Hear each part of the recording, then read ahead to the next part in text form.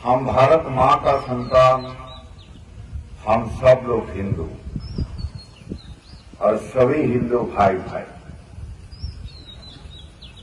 भारत हमारा धर्म भूमि, भारत पुण्य भूमि, भारत पर्व भूमि, भारत जगत जननी, पतित पावनी, पुण्यदायिनी, ज्ञानदायिनी, शक्तिदायिनी।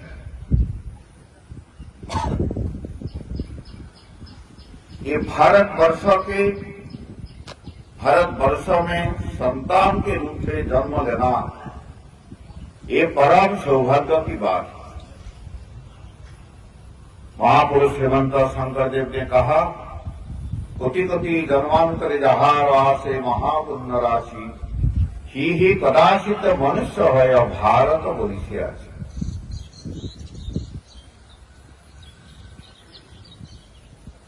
ये भारत का बारे में, भारत की जनगण का बारे में और भारत की जन्म लेना कितना सौभाग्य की बात है। स्वयं देवता गणों ने भारत का बारे में प्रशंसा किया है। गायन्ति देवा किलगीतकानि धन्नास्ते भारत भूविभागे स्वर्गापवर्गस्पद हेतु भूते भवन्ति भूय पुरुषा सुरक्षा। ये भारत एक समय विश्वगुरु था, पुनः भारत को विश्वगुरु बनाना है, ये लक्ष्य लेकर 1925 में राष्ट्रीय स्वयंसेवक संघ शुरू हुआ।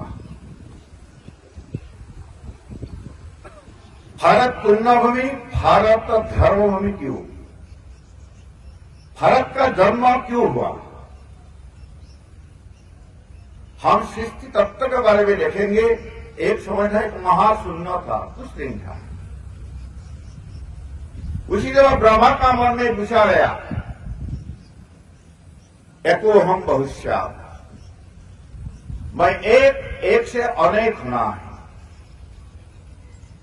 जब ब्रह्मा का मन में वो विचार है हमें एक से अनेक होना है, तो पहला सृष्टि हुआ आकाश।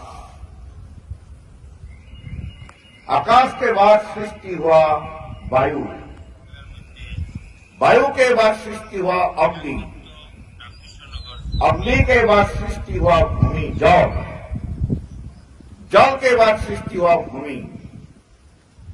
ऐसा पंचभूत, ये जो मानव दर्शन है सारा विश्व को हिंदू लोगों ने दिया है, इसीलिए मानव दर्शन का एक नाम हो गया हिंदू दर्शन। राष्ट्रीय स्वयंसेवक संघ ने भारत को पुनर्विश्व गुरु बनाने के संकल्प लेकर, लक्ष्य लेकर 1925 में संघ प्रारंभ हुआ। भारत को विश्व गुरु बनाने के लिए संकल्प लेकर जीवन की लक्ष्य, हर मनुष्य का, हर व्यक्ति का जीवन की लक्ष्य है नर से नारायण बनना। ये हर व्यक्ति का जीवन की लक्ष्य होना है। और नर से नारायण बनने के लिए माध्यम क्या है?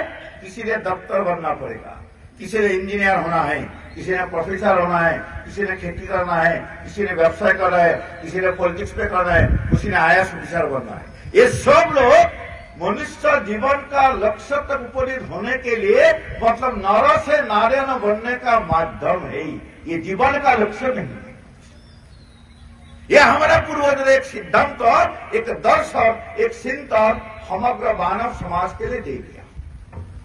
और दूसरा जो चिंतन है कि आपस में कोई संबंध है क्या?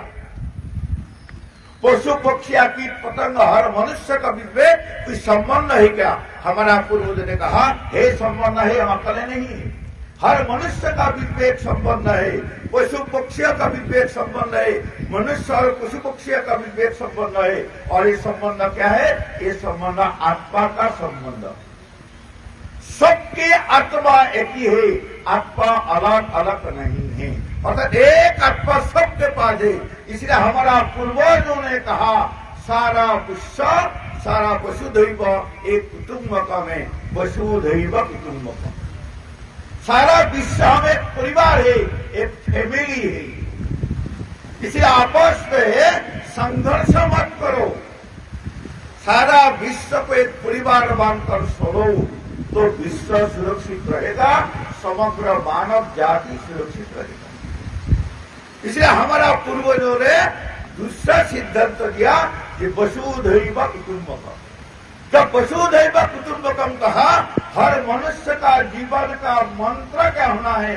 हमारा पूर्वजों ने कहा हमारा हर मनुष्य का जीवन का मंत्र होना है सर्वे भवन्तु सुखिनः।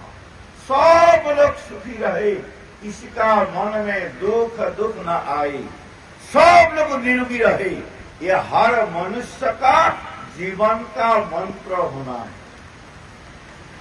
एक एक मानव जाति का लक्ष्य धरा से नारायण बनना और समग्र मानव जाति का जीवन का लक्ष्य है सत्यम शिवम सुंदरम, जगत को सत्यम शिवम सुंदरम कर रखना।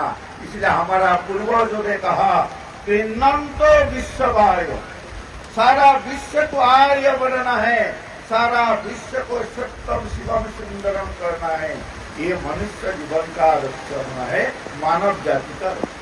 इसीलिए भगवान ने जम्मू द्वीप पे एक श्रेष्ठ दर्शन, जो दर्शन जो चिंतन हर मनुष्य के लिए होना है, ऐसा श्रेष्ठ दर्शन जिसको मानव दर्शन कहते हैं, ये मानव दर्शन हमारा जम्मू द्वीप पे आज संघ का 100 वर्ष का प्रारंभ हो गया।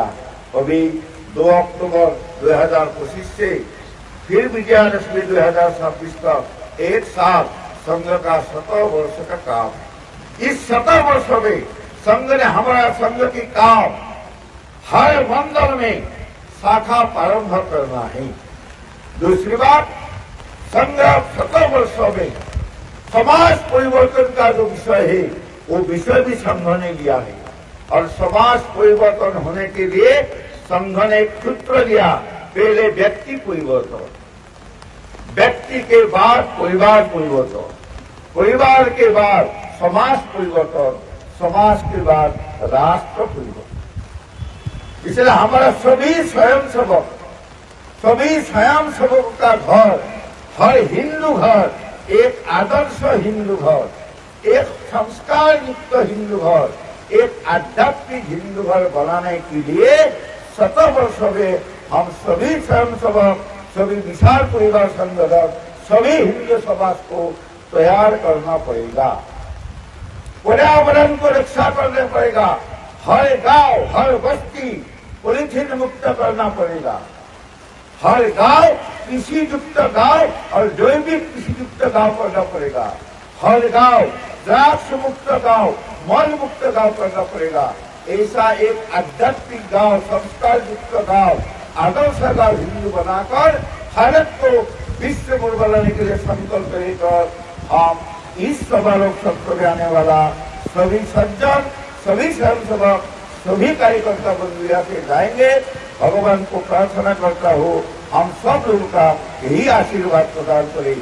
सभी स्वयंसेवक शिक्षार्थी बंधुगण यहाँ से जाने के बाद रोज नित्य शाखा करना, नया स्थानों पर शाखा शुरू करना, संकल्प लेकर जाना। हर मंडल में शताब्दी वर्ष में हर मंडल में शाखा प्रारंभ करूंगा। भगवान को पुनः मैं प्रार्थना करता हूँ।